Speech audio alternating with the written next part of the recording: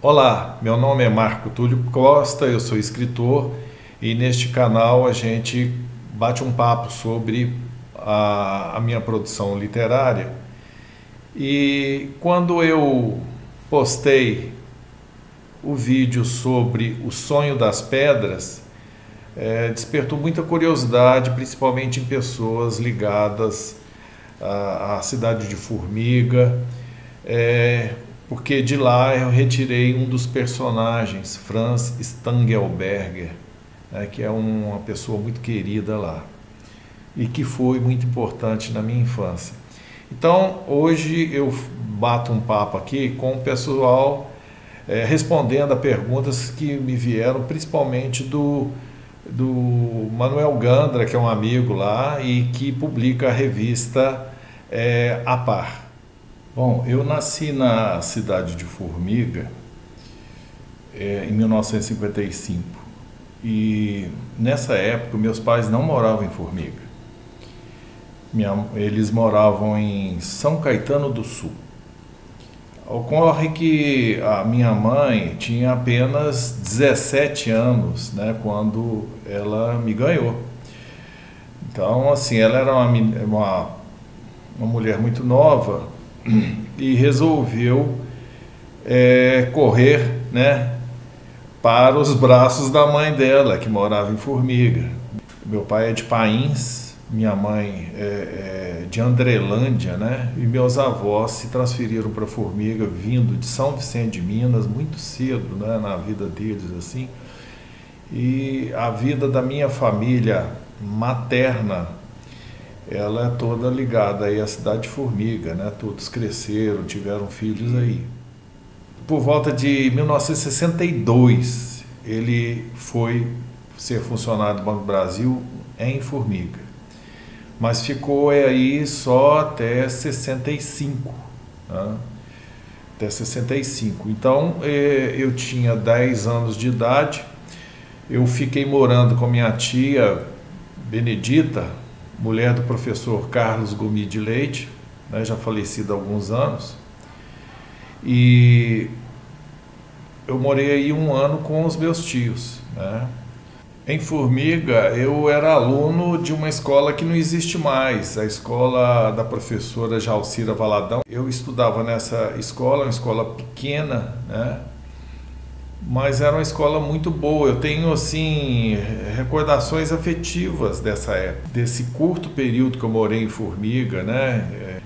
Eu trago mais lembranças este livro, Histórias à Flor da Pele. Histórias à Flor da Pele narra a história de um menino, que sou eu, ele se chama Luiz.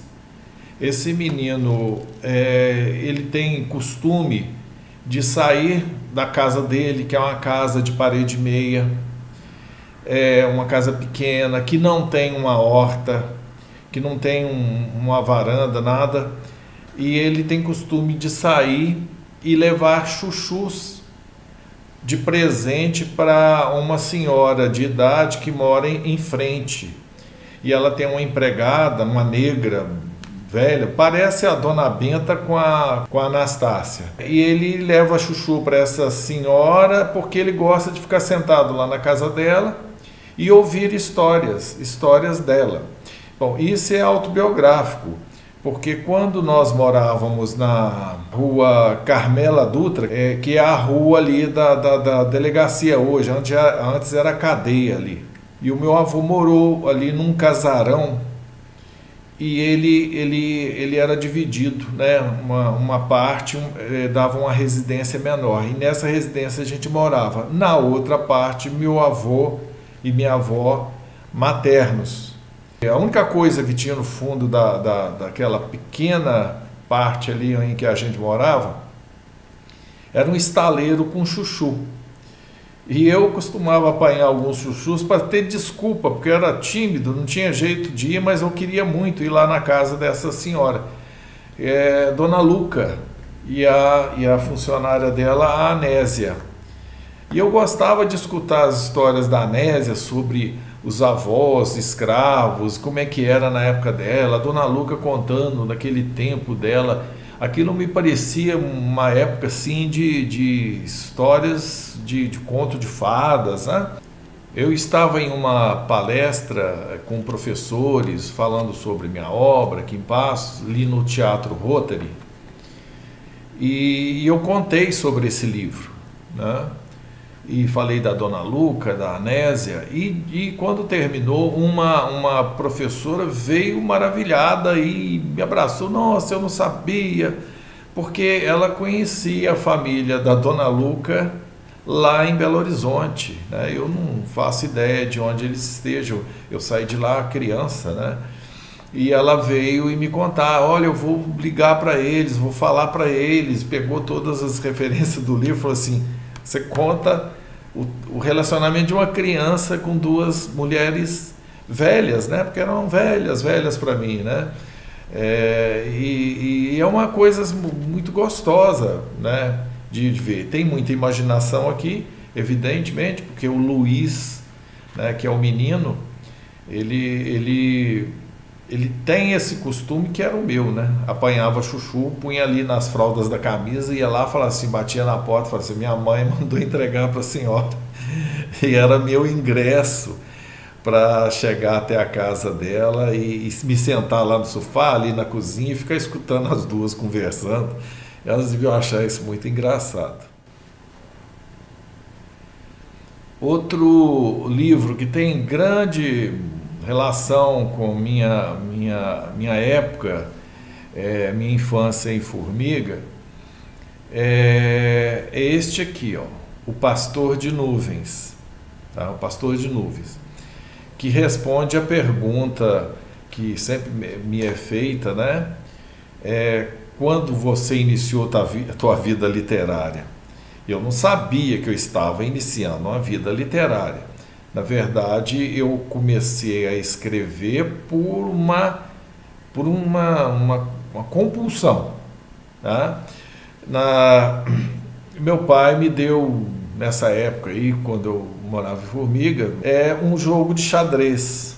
Então eu fiquei tão entusiasmado com aquilo, né, com o jogo, que já queria ensinar todo mundo a jogar xadrez. Eu não sabia nada, né, mas já queria envolver todo mundo e tal. Um dia, entrando ali naquele casarão onde o meu avô morava, na rua Carmela Dutra, minha tia Fátima, que hoje é dentista lá em Catalão, e ela é pouquinho mais velha que eu, né?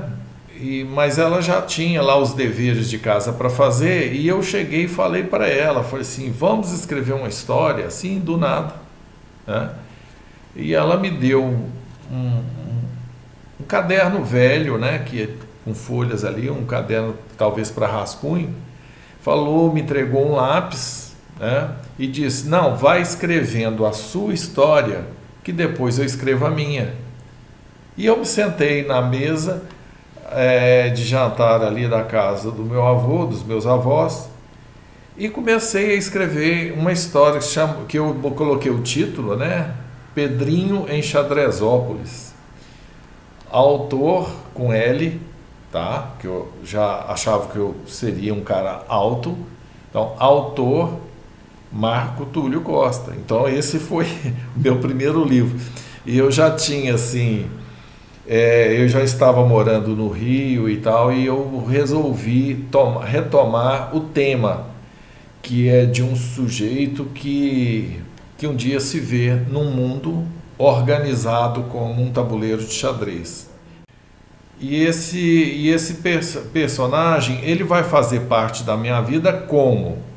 O Franz, ele tomava as refeições, como se dizia, ele tomava as refeições dele na casa da minha tia Benedita, né? Então, assim, quando eu morei com ela no ano de 1966, ele era muito amigo da família. Então, as fotografias que eu tenho de infância dessa época, ele fez todas elas. Ele era um homem muito culto, né?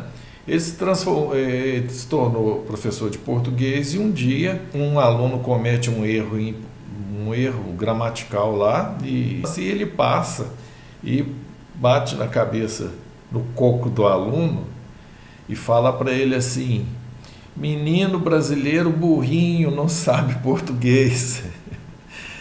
E o menino, que era muito bocudo, né? Chama o professor e fala: professor, desde quando o senhor está no Brasil? E ele fala, né? Sei lá, 20 anos. E o aluno fala assim: então o senhor está no Brasil há mais tempo que eu. Ele era uma criança. Ele falou assim: e o senhor não fala português direito até hoje.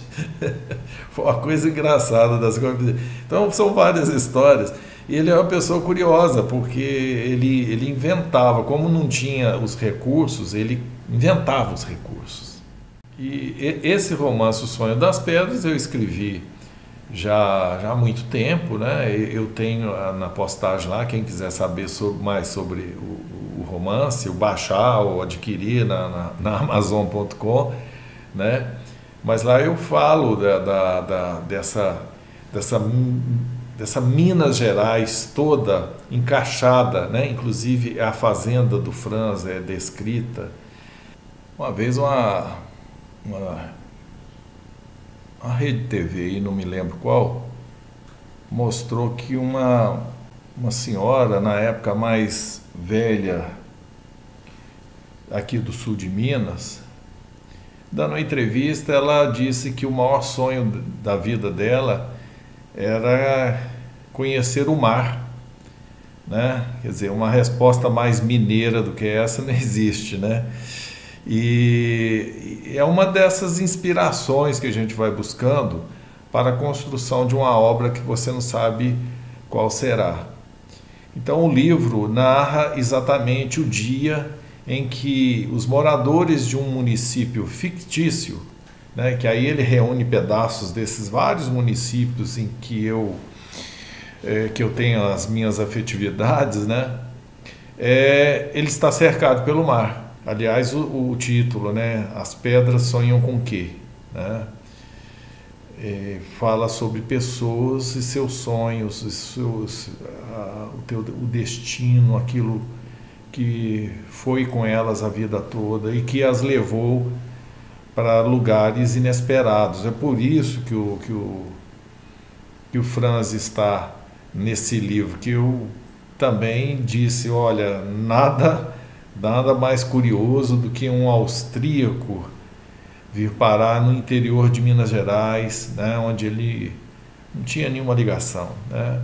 Por que ele foi para lá? Então é a pergunta que eu faço a todos os personagens, né? Por que este personagem está aqui, neste lugar?